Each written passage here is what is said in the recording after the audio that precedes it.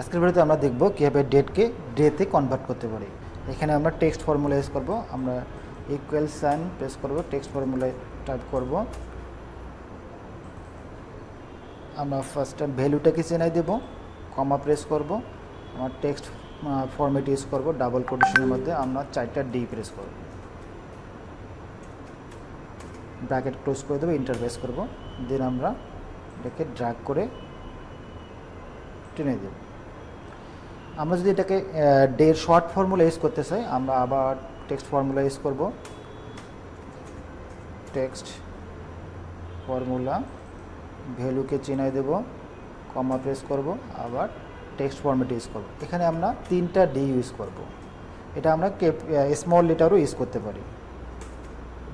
Bracket close করে দেবো, inter press করব, আবার আমরা এটাকে ড্র্যাগ করে দেব।